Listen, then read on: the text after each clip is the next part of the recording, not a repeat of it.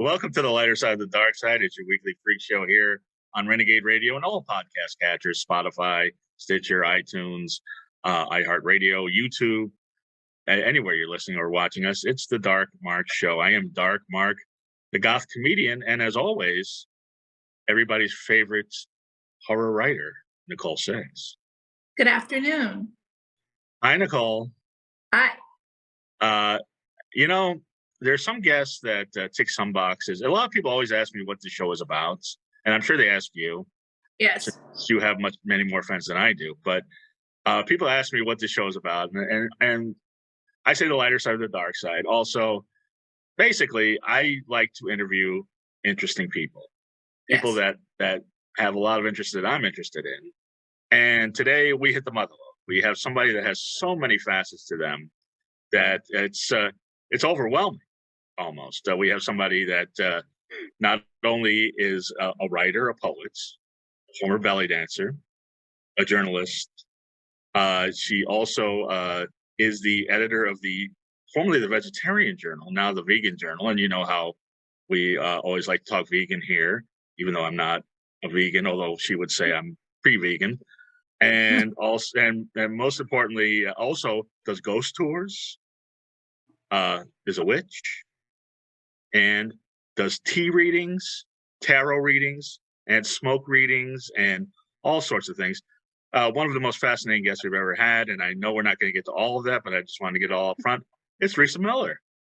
Woo! Thank you so much, Mark. That was a very impressive introduction to what seems to me like everyday life. And there's so much more. I don't even want to get into your piercings the first time out, but we also, normally I would be drinking our sponsor, Raise Energy Drink, and I encourage everybody to do so. But today, because of you and because you'll be giving me a tea reading, apparently, a tea leaf reading, I had to actually go to Goodwill and buy a tea cup and saucer because I only had mugs. But I figured I would drink some green tea today. That's a perfect choice. And I like your teacup a lot. It's really cool. Thank you. And, it's, nothing but the best Goodwill. But, and you know why I chose green tea, right? Because I was thinking chai. It's my favorite. Exactly. But if you ever are really sleepy and you need an energy drink, here's your new favorite, Raise Energy Drink. They're the best. They're vegan. And the best part about it, 0 calories, 0 carbs, 0 crash. If I wasn't drinking this delicious green tea, I would be drinking some Baja Lime, which tastes like Baja Blast at Taco Bell, or the Fruit Punch Voodoo, or sour gummy worms. They have all sorts of great flavors, and you can't get them at stores, but you can get them at GNCs or gyms, or get them the cheap way. Go to the description in this podcast and on YouTube or on Podcast Catchers. Use our code and get 15% off Raise Energy Drinks. It will wake you up, and no 0 calories, 0 carbs, 0 crash, 0 dyes, 0 meat. So, Rissa, you were born in York, Pennsylvania, one of the oldest cities in the United States. Is that correct? That is absolutely correct. It was, in fact, the first capital of the United States for just a few months. That's where the Articles of Confederation were signed, and the United States was born, basically. Yeah, my ninth grade history is coming back to me. But how was it growing up in that town? And since it's one of the oldest cities in the United States, New York, the state and city were, offshoots of that, obviously. What type of ghosts are there around York, Pennsylvania? Well, in this region of Pennsylvania that you're discussing, the South Central region, Gettysburg kind of takes the prize for all the ghost stories, and there are a lot of reasons for that. But I think that York is underrated when it comes to ghost stories. Really, there are a lot of fantastic old buildings. Ghost hunters love it in York, and growing up there, I fell in love with a lot of the old architecture, and at 15, I became a tour guide, and it changed my life forever. I've been a tour guide on and off since then, which we'll just say is over 30 years. And it kind of gave me a basis as a storyteller. I loved talking to people about history. I loved being in the old buildings. I loved especially the Victorian era. I'm obsessed with Penny Dreadful, though it's been long off the air. And yeah, that was growing up in York. Small town vibe, lots of history, but close enough to Baltimore and Philadelphia that you were never far from a city. So I was reading a book on financial sorcery, and one of the things they said in there is to make great segue.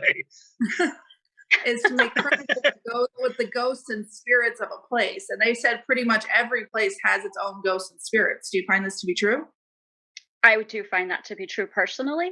Now, I want to be clear, I'm not a medium. I don't talk to dead spirits. And I would say that I am very sensitive, though. I find energies, entities in almost every space I go into.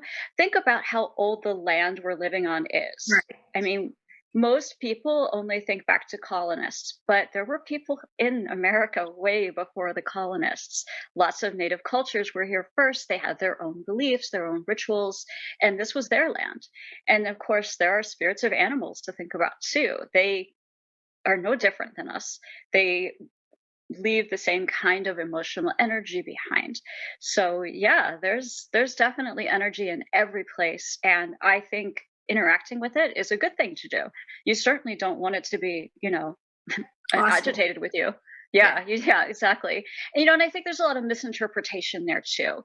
I think like you hear a rapping sound, it doesn't mean the energy is hostile. It means they're trying to talk to you. They want to communicate. So listen. Yeah, don't assume that it's a bad thing.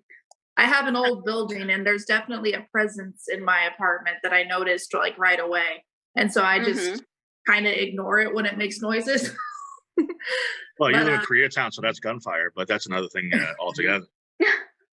I'm kidding. It's an LA joke. But now, if that's true, why don't you hear a lot of hauntings of dogs and cats and animals? You never hear like, man, I'm being haunted by this goat. I mean, you never hear stuff like that. Or this horse is like, can't leave me alone. Or do you? Mark, I think you're talking to the wrong people. I hear stories like that all the time.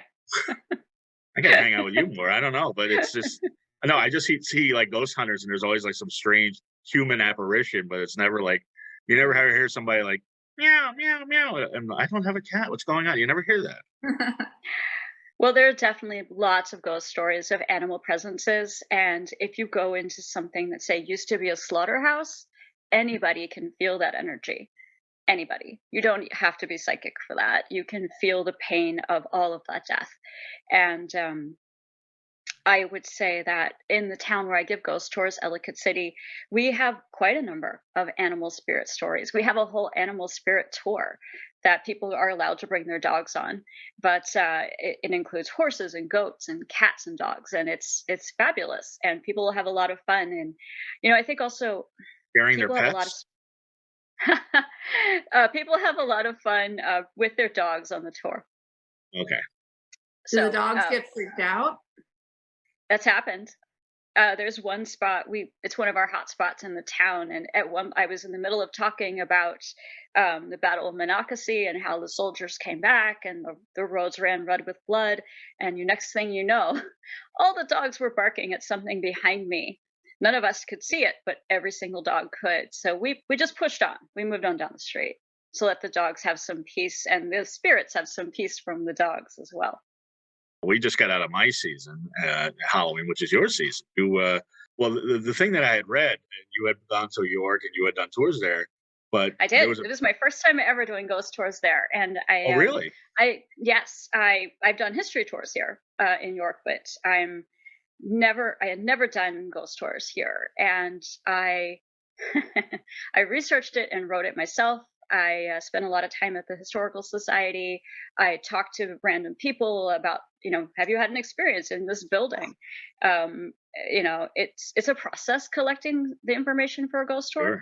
And you have to add a lot of different facets into it. And I also love urban legends. So I included a few of those that were Pennsylvania centric. But it was fun doing a ghost tour for the first time in my hometown. Apparently a lot of witch lore in York. There's witch lore in York. Pennsylvania has a really unique set of witch lore. It's hex magic. And I don't mean hex like you think of. it's from Pennsylvania Dutch. It's really different, and it's definitely a unique to the South Central Pennsylvania region kind of magic. Interesting. And then from York, you went to. Now, did you go to NYU first or Western Kentucky first? Because you studied I went to screenwriting. NYU first. Yes, I went to NYU right out of high school, and previous to that, I had taken a writing program at the University of Virginia, and then NYU Film School, and then photojournalism school in Kentucky. As far as I know, and I've researched you pretty thoroughly, you haven't written a movie. Uh, Yeah, I've written more than one. I've or never have done you? anything with them. My researcher's fired. But so you did. So you Well, did write movies. You were. I did. Yeah. I And did. I have had plays produced, but I've never gone the route of doing anything with screenplays. They just sit in a dusty box under the desk.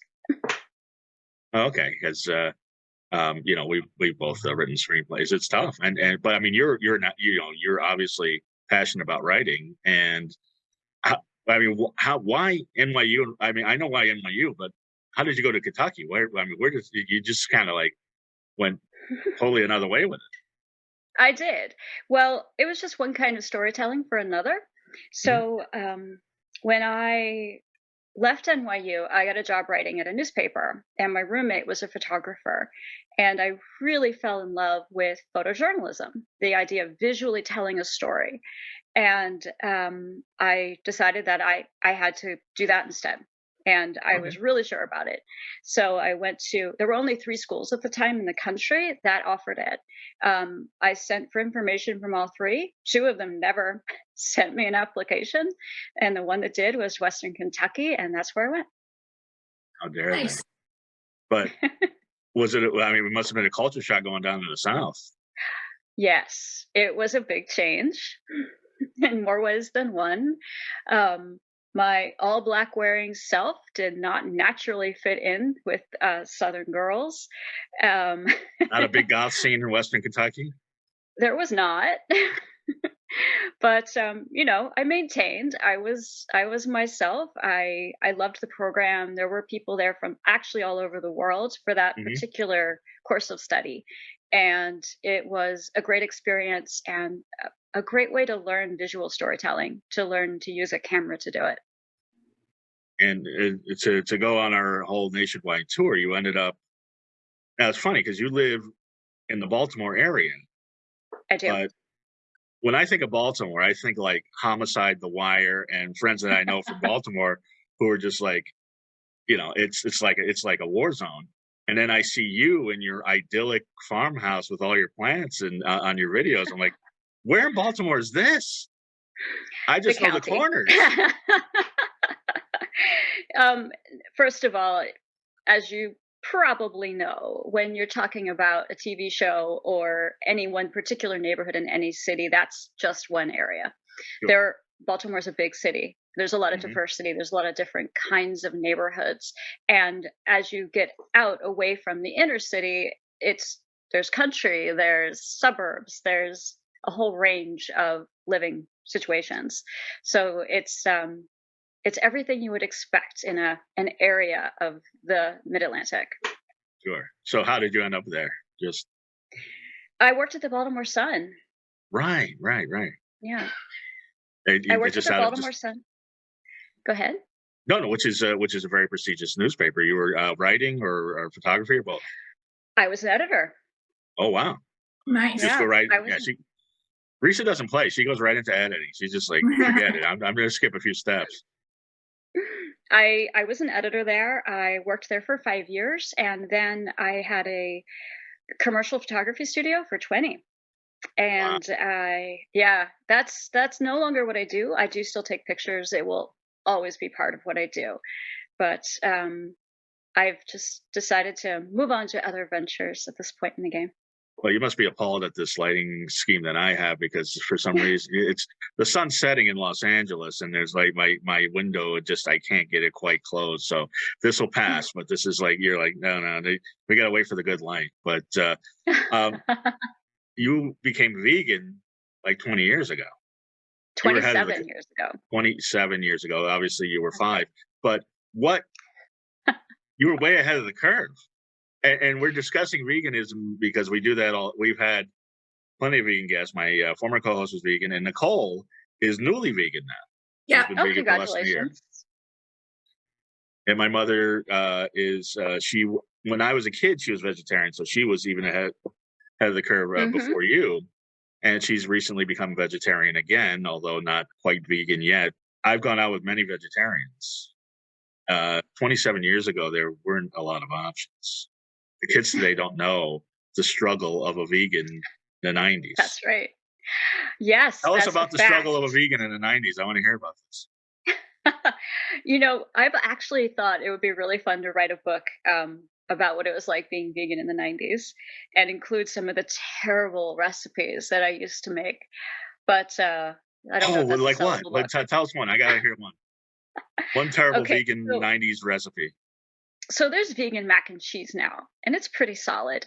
And people have come up with all these great ideas like soaking cashews to make a cream sauce. And you could go into any grocery store and buy vegan cheese that melts.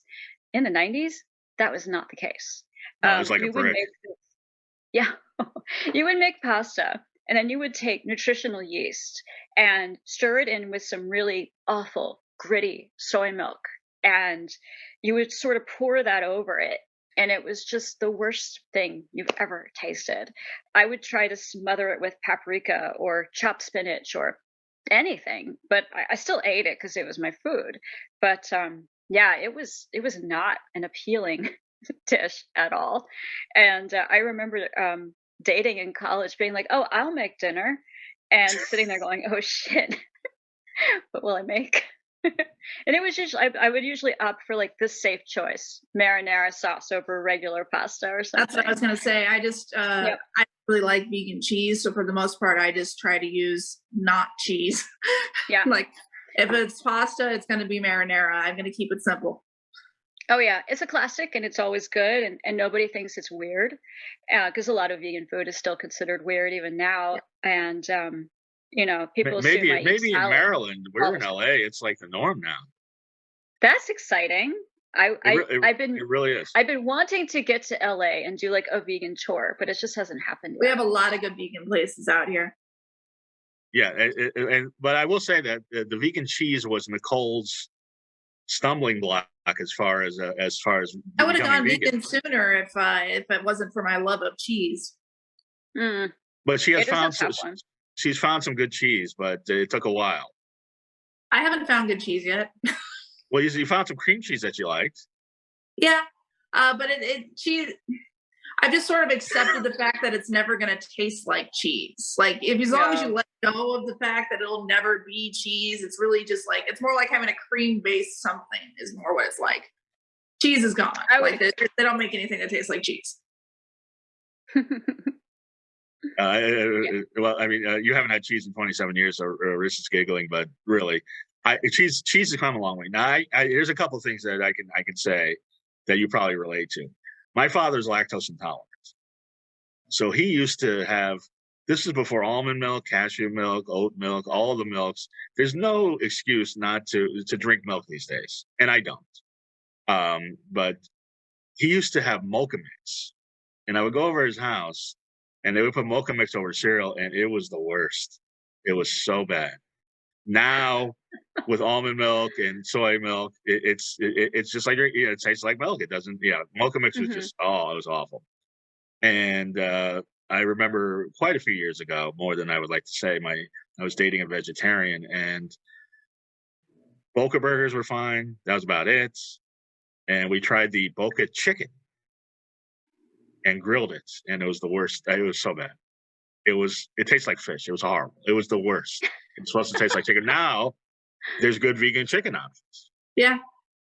I mean, you've seen it come a long, long way. I have definitely been on the entire journey with it. And I will say I used to eat my cereal with orange juice because I thought the vegan milk options 27 years ago were so horrendous that I couldn't do it. I literally put orange juice on orange my juice cereal. on wow, I never thought of that. That actually doesn't sound bad, depending on the cereal. Yeah. I got used to it. Yeah. Yeah, I don't think, yeah, probably the chocolate cereal is probably not, but I can see that with like, yeah, cornflakes or Captain Crunch or something. But Yes, cornflakes. That was it. yeah, yeah, cornflakes with, yeah, because if you're gonna drink orange juice anyway, you might as well pour it on the cornflakes. But so when did you start editing the formerly the vegetarian journal, now the vegan journal, because I guess there's no half step in these days. About 4.5 years ago, but I had worked for them previously taking pictures. So it was just a step forward in the evolution. Their senior editor left, and I thought about it for a while and I thought, do I want to go back into publishing? And then, the idea of working for a publication that was, promoting plant-based living and food was just the temptation was too great. I had to take the job. So yeah. And you've made the transition from the vegetarian journal to the vegan journal, and Hmm. and also put it on YouTube with some great recipes. Yes, yes. So was there any pushback from the vegetarians? Like, wait a second, we're not vegans, we're vegetarians. We've gotten a great amount of support for it. And in fact, we got quite a number of letters saying it's about time. Thank you for switching to vegan. So yeah, it's been a positive change. It's great. Now, let me ask you a question, because this happens probably on a weekly basis. I'll ask somebody if they're vegetarian, they say yes. And they're like, Mhm. well, I eat fish or I eat chicken. Does that piss you off? Because that pisses me off, and I'm a meat eater. It doesn't. I'm pre-vegan, as you so kindly put it, but because that pisses me off. Honestly, it doesn't. I try to meet people with compassion and explain to them that fish and chicken are not vegetables. So, it's just a simple conversation and I still applaud them for their efforts. So, Okay, so all right, that's okay. Now, have you always been intuitive? mostly except when I'm trying not to be. Are you trying not to be now, or Right now I'm trying to focus quite honestly on looking at the camera instead of down here at you. no? No, that's So, well, geez, I know. Or is this one, it's please? No, taking I it's understand. No, it's so weird. The Zoom thing is so weird. When you were young, were you oh yes. you could feel the spirits? When Because I was young, I was probably even more intuitive than I am now. And like most young people who have that experience, I was told, um, well, my family was cool. They were like, it's fine. We believe you when you say that you see ghosts. We believe you when you say you have these experiences, but you should not tell other people because they'll think you're crazy. oh, really, So you were one of I those kids. I was one of those kids. So I learned over time to push it out of my head, to stop thinking about it, to not listen to those nudges or whatever you want to call it. And it took me having just experienced so many experiences I couldn't explain, even as an adult, to start just letting it filter back in. And it's sometimes it's a great way to exist. Other times it's not so great.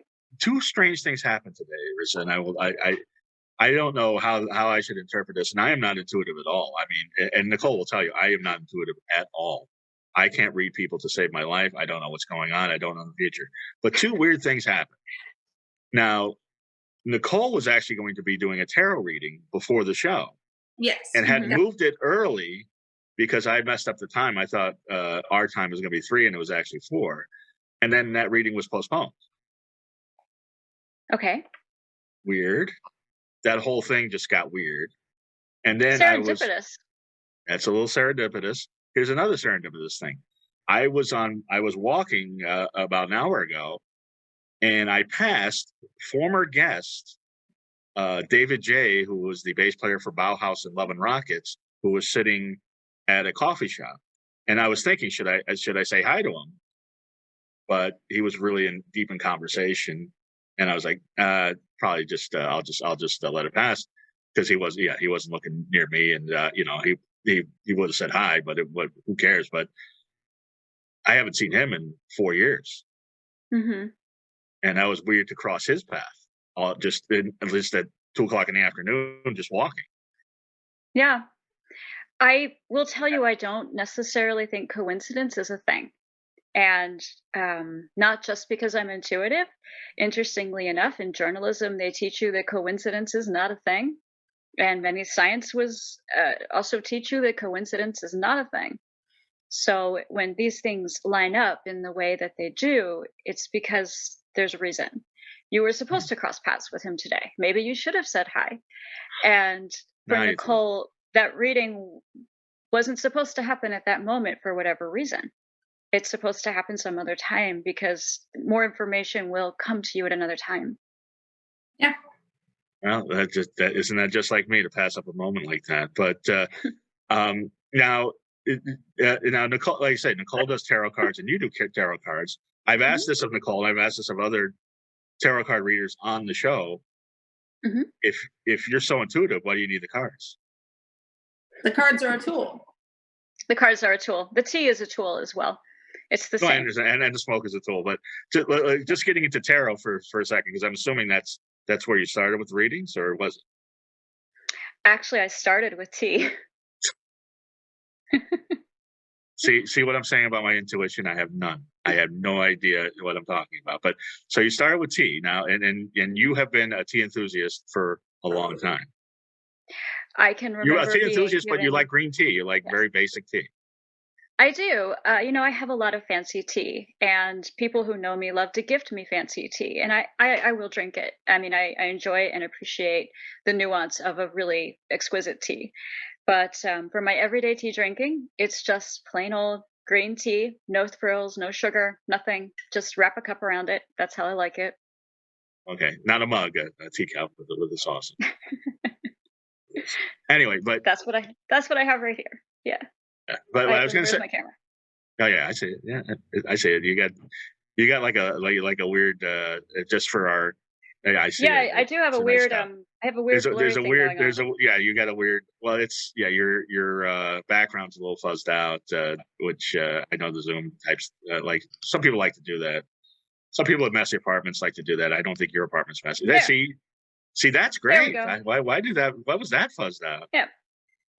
Your decor is as lovely as everything I've seen of yours. I mean, just your clothes, your decor, your whole style is great. But so you started with tea. Now, here's the question about tea readings that I have: is why tea? Why not coffee? Why not hot chocolate? Why not? I mean, I don't get it. Oh yeah, why tea? You can definitely use coffee or cacao, or if you have unfiltered wine, you can read wine sediment. So for me, I just like tea. Tea is just my thing. So I have read many other forms of randomized divination. Let's just say that. So I'll start at the beginning. I was trying to figure out. Please, yes, I want to hear the whole story. So when I was a kid, my beginning as someone who could read symbols was as a little girl. My dad and I used to draw together, and we would take a piece of paper and a pen and scribble all over it, and then trade. And the game was to learn to find pictures in the chaos. But what it taught me to do, besides amusing me as a child, what it taught me to do was to find symbols and pictures in tea or any number of other kinds of, we'll say, media, anything. Mm-hmm. So I can read symbols in any kind of chaos that is in front of me. Now, don't ask me about like the news. I can't read that chaos. But when I look into a teacup, yeah, I don't know that I want to. Yeah, but, no, forget that. We don't. We can't stand that. But that's just chaos for chaos' sake. So, but the loose tea and cow. Yeah. So the first experience I had with loose tea, I think it was around the holidays when I was 15 or 16.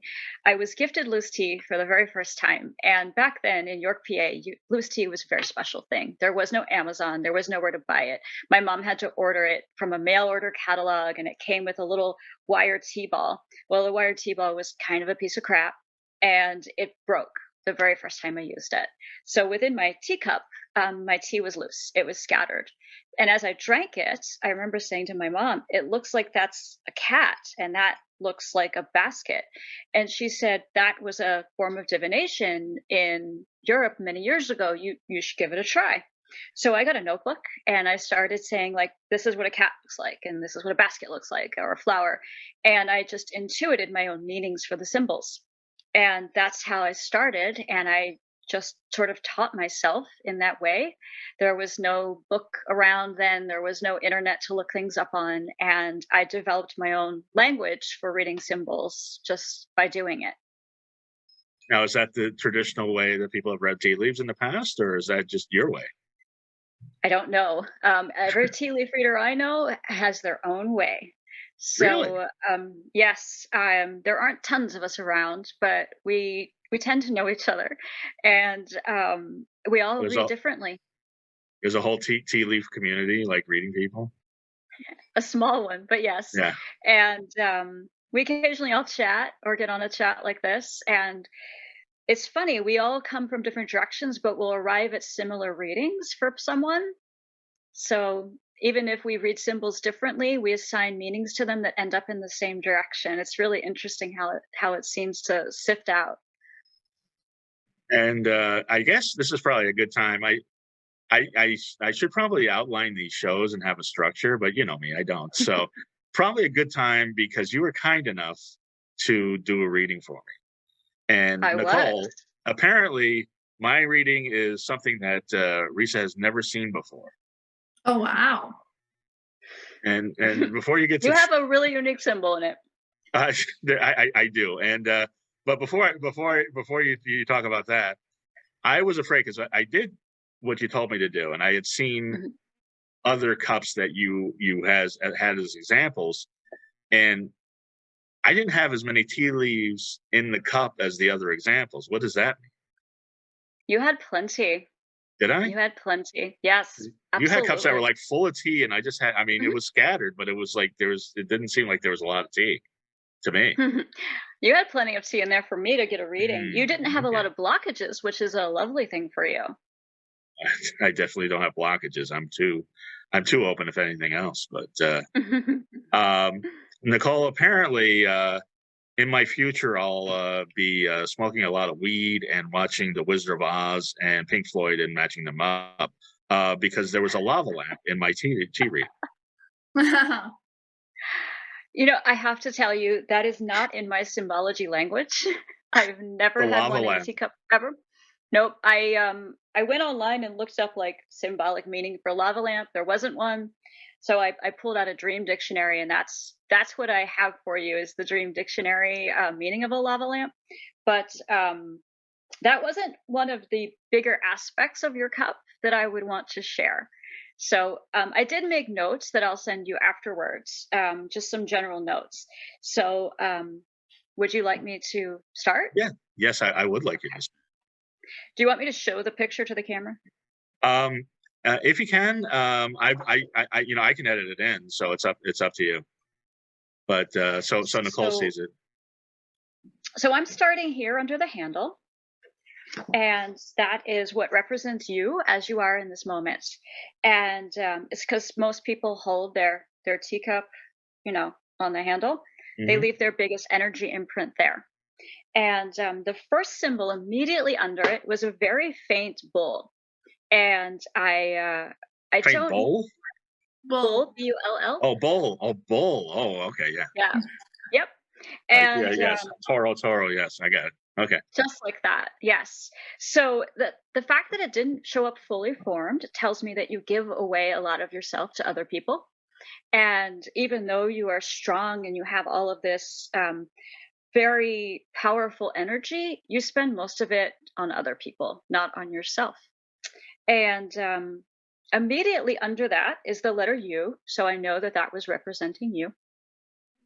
And then you had two bats flying along. I really like bats because they kind of represent the idea that new things are coming and you're going to make room for them in your life. So keep that in mind, especially because one of the bats is carrying a triangle. And a triangle is a new opportunity, usually in business. Hmm. So because we only have so much time, I'm going to skip over some parts of your cup and you can read it in the notes, but I'm going to hit the high points. Well, So I'm then, glad that my tea leaves are goth. That's I'm glad that happened. But go right ahead. So I split the cup into two sides. There's an emotional side and a material side. And when I'm reading a cup, I usually place a little more weight on the emotional side because our emotional state kind of colors how we see our material world. So that said,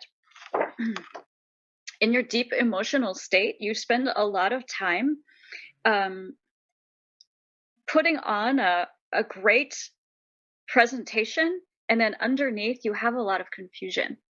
You are a little bit unsure about some of the relationships in your life, and there's a word in your cup. It says month one. I stared at it for a long time. I was like, it's actually spelled out month one.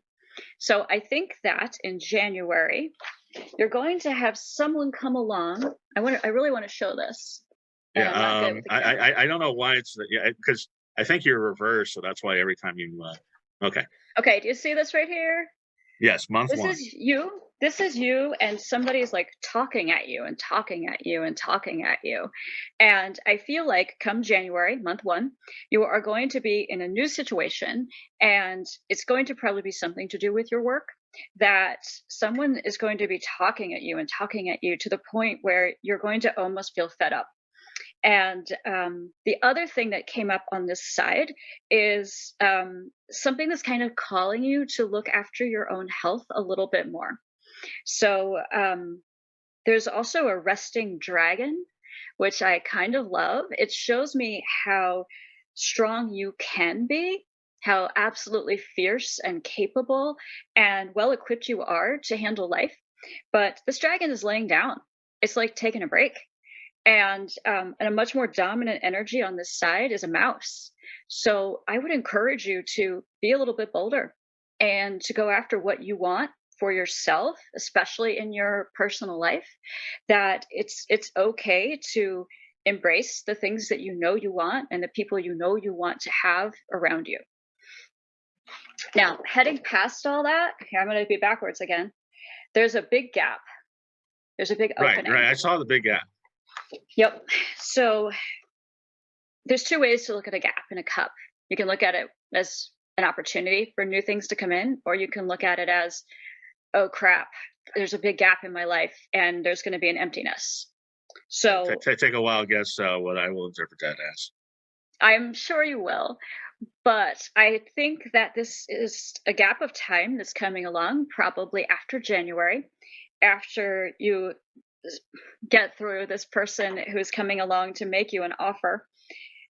I think this gap is coming along to give you a break to regroup, because then on your material side, you have two of the most incredible symbols in my reading repertoire. You have a thunderbird and a dragon together. It's pretty fantastic. A thunderbird is a Native American symbol. The thunderbird is a shapeshifter, the ultimate symbol of power and getting what you want. And the dragon is the animal that can traverse all four elements. So capable, so fiery, so able to do everything. The one stopgap I see is that sometimes you get way too caught up in your feelings about your work. You have to let that go if you want to grab this freaking amazing opportunity that's coming your way. I would look for this opportunity to start up in the new year. And the other thing to tell you about that is you shouldn't be stubborn about letting old things go. Two things showed up in your cup that made me think that maybe you hold on to things that are ready to be let go of.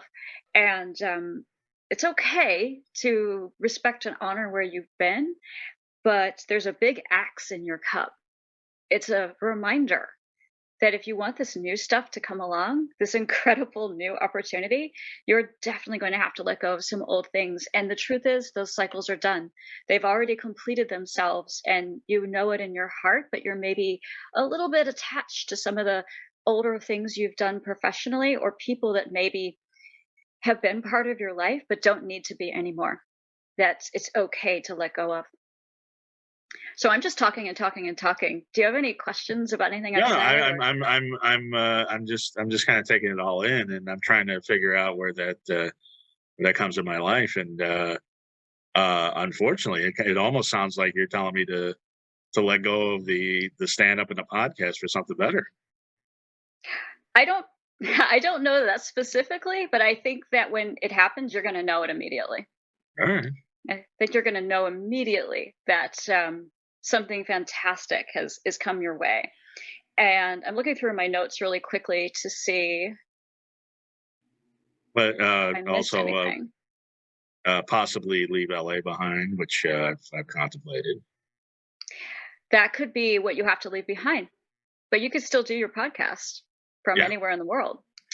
So, I wanted to tell you, the lava lamp really stumped me. I'm not gonna lie. I sat here and I thought about it, and I looked at it, and it was so clear in the tea, and I was just like, I guess this is a cue for you. This is something that's going to mean something to you To start doing drugs or what?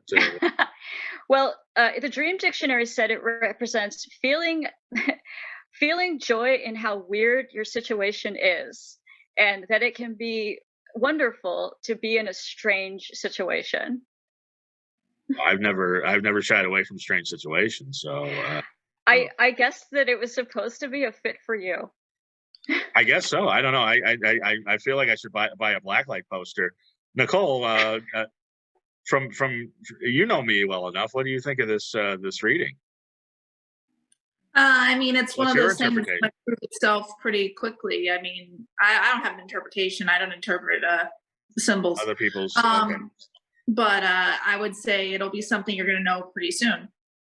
Well, it's, January, I would guess. Yeah. Yeah. So I think some of it will And I know start that playing you out are- faster than that. I mean, I know a little bit more about your personal life, and I know you are looking for a new opportunity. So maybe you get it.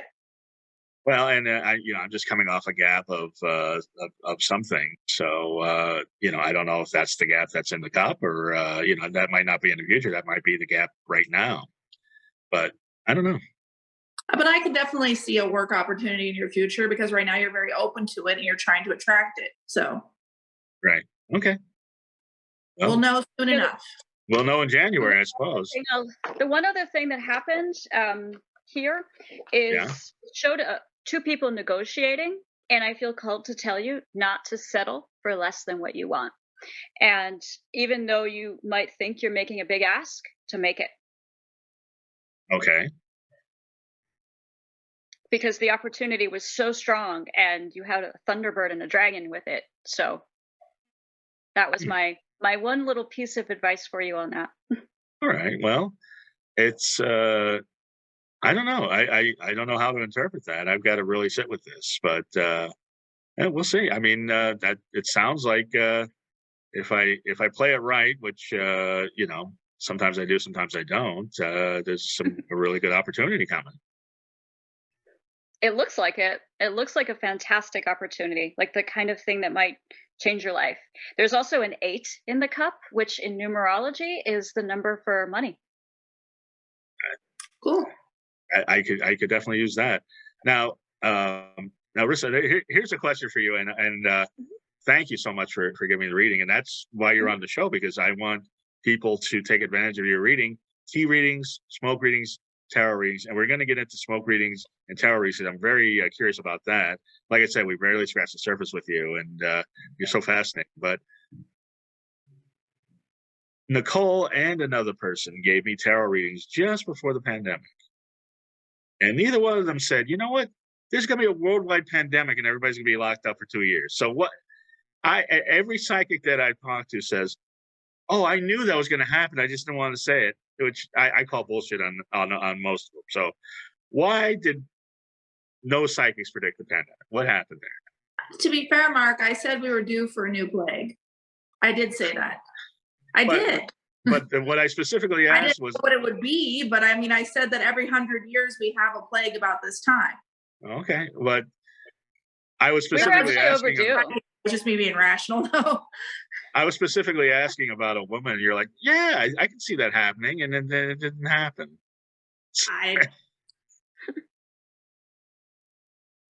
Anyway, won't do more tarot. and mainly because there was a plague and she moved to Austin. But among other things, did you see the pandemic coming, Rissa? Be honest.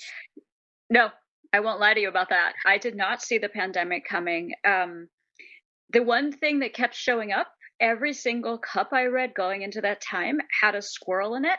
And to me, that means it's time to save up for a rainy day, that it's time to save your resources. That was the only clue I had. But I mean, I didn't read that as a pandemic. I was just, I did notice a pattern that everybody's cup had the squirrel. Some people's had two or three. And I thought, I wonder what's coming that everybody needs to save their resources and their money. And I thought it was probably going to be something financial. I did not assume it was going to be a plague. Although, Nicole, I 100% agree with you that the earth was overdue for a plague. Yeah. And scientifically speaking, it should have happened even sooner. And I'm glad that it wasn't something even worse. Yeah, we're very fortunate. Yeah. And I'm teasing Nicole. She knows I'm teasing her, but still, I'm it not is. giving you reading again. You've lost your rights to my I've reading. lost. I get it. No, Aw. trust me. I understand. But it's. But you weren't the only one to give me a reading, and I was like, well, wait a second. I think the first thing that should pop out is you'll be locked in your house for 2 years, and with There are along with no the rest of the world. cards for that. She's right. You would have gotten something like you need to save or something. There's the Like three it- cards. you- What are you talking about? There's cards for everything. No, there isn't. No, not really. I'm kidding. Okay. There's an opportunity. Maybe that's it. In January, I'm going to come out with a tarot deck that has a plague card, and then I'm going to be a millionaire. See what you have manifested, Rissa. And honestly, the pandemic turned out to be a rejuvenation for you, from For what me? I've gathered. For you, you really found yourself. It was a different kind of time for me. I was also going through a divorce at the time, and after being married for 18 years, and I honestly love spending time alone. So that wasn't really a terrible thing for me. I got to hang out with my dog, figure out who I was. I got to do so many virtual readings, which was fantastic. And I still worked on the magazine just the same. Right. I did miss giving tours. That was a sad thing to have to give up, but they came back too. Right. So yeah, it was definitely a time when I could pull back and collect. You know, Nicole, it would be like being in the hermit card energy, right? And that wasn't a bad See, thing for me. they're talking inside tarot stuff that I don't understand. Tell me about smoke readings, because I'm really Okay. curious about that. So smoke readings are probably, aside from, you know, human generated divination, like people having visions, probably the oldest form of divination known to humankind. Imagine just sitting by a fire looking into the smoke. And I would say that if you can look at and read symbols, you can read smoke just as well as anything else like tea or any other system of divination that's randomized. So I used to look for the symbols in ash first. And they move very quickly, just like smoke. But that's where my fire reading started. And over the pandemic, I met a psychic named Julie Gray. And I learned her system of smoke reading. And I sort of took it from there and changed it to suit how I work. And that's how I do smoke reading now. I can read actual smoke. Now, it doesn't work on a windy day, and it doesn't work in a drafty room. And because, you know, people always ask me these obvious questions, like, what if it's windy? Well, that's not a good day for it. And I also use a candle sometimes. You can't use the ones with a smokeless wick. That's a no-go. But if you get a nice cheap candle, you can get smoke coming up off of the wick and collect it by holding the candle of paper like this. And soot will form on the page. It's actually really pretty, and I've even used it to create art that I've sold in art galleries. So it's a fascinating process and quite unusual to look at. And so yeah, the smoke reading It's smoke from a candle that you're putting on papers. Yep. Now, I understand that virtual readings were a necessity, but are you losing anything going virtually? Because I prefer it. Not that I don't love meeting people face to face, I do, but I can spend more time with their reading on a virtual system. So when you hire me to do a virtual reading, you get almost twice as much of my time as you get in person. Because if I'm reading for you in person, there's somebody coming in the next hour. You've got to be done. Like at the end of that hour, you're gone. You're out the door. But isn't there So energy there that wouldn't be there on Zoom or whatever else? Because Nicole will I tell you haven't found that. I haven't found that to be the same for me because I'm looking at. It's different with tea because you have it's different. You're still getting that energy because you are the one who's showing the teacup. Like with tarot, I need you to pick the cards, very specifically that, and you can't do that. But with the tea reading, you are totally drinking the tea yourself. You're taking the picture, and then she's just interpreting it. Right. Correct. I would think so, but isn't like face-to-face and energy in the room part of it? It can be. It can also be a distraction. Oh, really? Especially if you have absolutely. Well, when you're reading in public, you always have the possibility of other people hanging around. I've definitely had the situation where somebody had a partner along and I'm looking in the teacup and I can tell it's an abusive situation. And I'm like, should I even mention this? This person is standing right here. And I've even said before, like, could we talk alone? And then the truth will spill out. But it's very difficult sometimes in person to deal with people being around or like shoppers in a store. If I'm in an antique store, there's other people they'll just come and stand there and listen. So there are benefits to doing things virtually. You have your privacy, you have more time with me, and I spend more time usually on the drawing as well. I'm not crushed to finish it in 20 minutes. But you still get the energy virtually. Absolutely. Absolutely. Okay. I don't know. So you do and the same. You feel it's the same with tarot as well. I have done a lot of virtual tarot readings, and unlike Nicole, I don't usually let people touch my cards. I just don't. And I mean, sometimes I have a few decks that I will use for public readings, especially like speed readings, the quick 15-minute readings that you do like for charity events or things like that. So I have special decks I use for that. But I also have vintage decks that have been in my family a long time. I don't let other people handle those cards anymore. They're old, they're fragile, and they're really meaningful to me. And I'd rather have the energy of my family in them than somebody else. So when I read with those, I read virtually with them, and they have served me very well. So I respect their own personal power and their own energy. It was Halloween, and you hosted a witchy dinner. Oh yeah, that was last year. But yeah. Was that last year? Okay. A vegan witchy dinner. That's right. It was actually a fundraiser. Yeah, no, I know. Now, and we've had plenty of guests on our podcast say that every powerful woman is a witch. Would you agree with that? Oh, I don't know. There are a lot of powerful women I've never met, and I try never to call judgment before I've met someone. But it's not a bad thing. Oh, I don't think so either. I think every powerful woman is deeply sure of herself and is able to manifest her wishes, desires, and wants. So I guess that would make them pretty witchy. Now, what happened during this witchy dinner? Can you break the witchy secrecy or? Sure, it was a public event. Was it a seance or was it a? No, we didn't do a seance.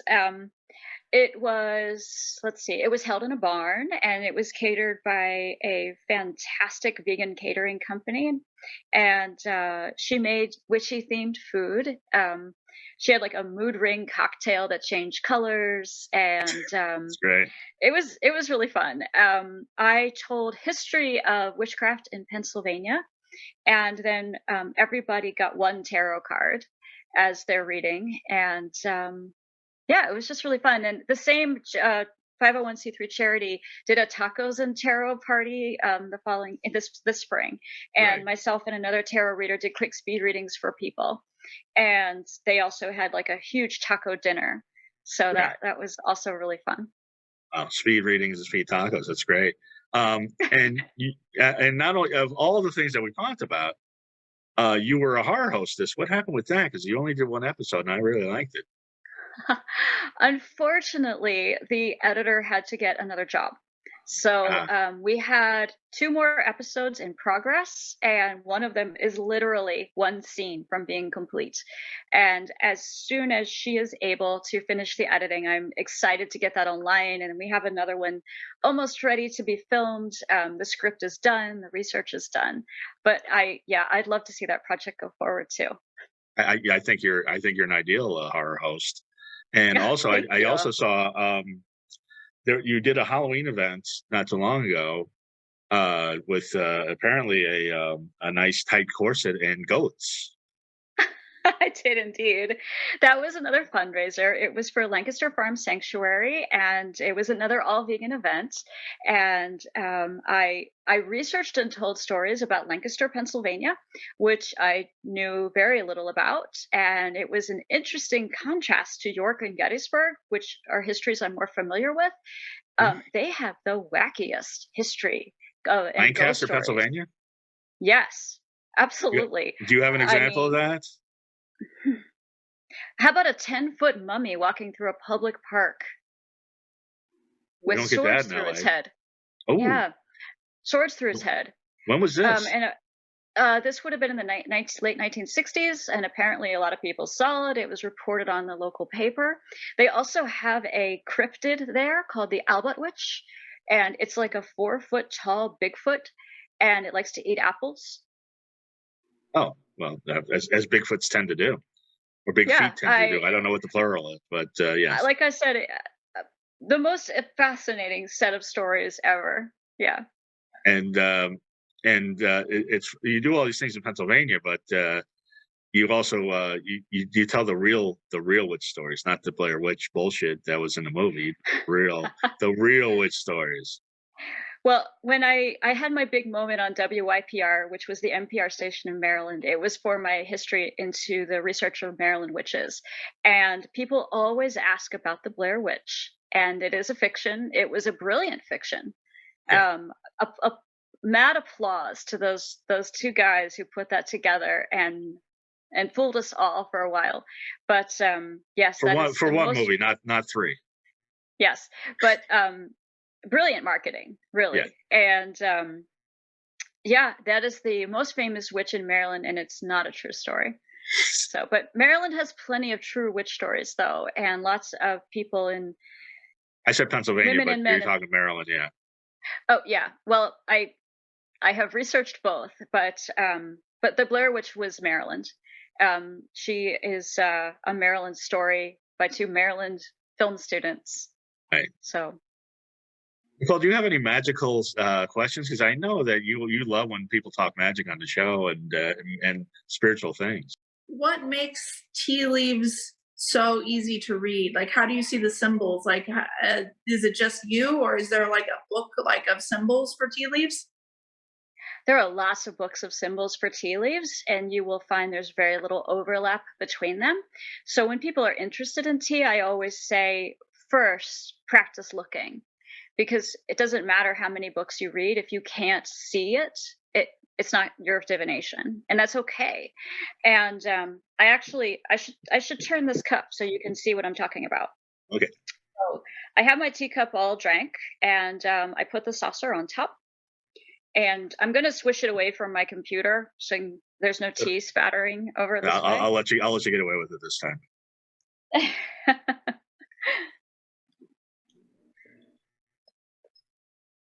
Oh yeah, this is a nice busy cup. This See, is what they look like. but that's unlike my cup. Look at all that tea that's in there. I didn't have that much tea. It's very unlike it. Yeah, it's very unlike your cup. But your cup isn't wrong. This is just Okay. different because we have different lives. Your cup isn't wrong. So if you looked at that, could you look into your own future?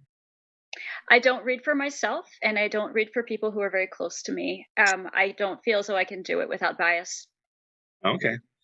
And Nicole, you know you have something in common. Yeah, it sounds like you have a lot in common with Rissa, but you know what you do have in common What? is that you're both poets. Oh, cool. See, like I say, you tick every box. And Nicole just published her book of poetry, Slow Burn. It's available on Lulu.com, not Hulu.com, as I've said before. Congratulations! So you were so excited to say Nicole. that. That's exciting. Thank you. Yay! And Rissa is a published poet, and you sent me a 3 poems option to read on the air, and I picked Enchantress. Mm-hmm.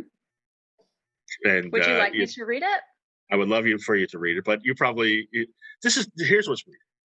I dated a girl last year that was psychic, that did readings and things, and she knew things about me that I don't know how she knew, and it was weird.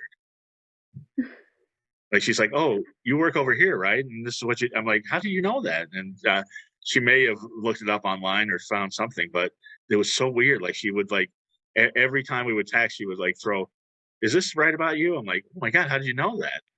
Does this happen to you? Do you freak people out like that?" Sometimes there are people that I call loud thinkers. And some people's thoughts or the things about them are just louder than others. And you can't help but pick them up. I'm guessing I'm a loud thinker. You might be. I haven't been around you enough to determine that. But okay. And also, it's probably different for different people. So, sure.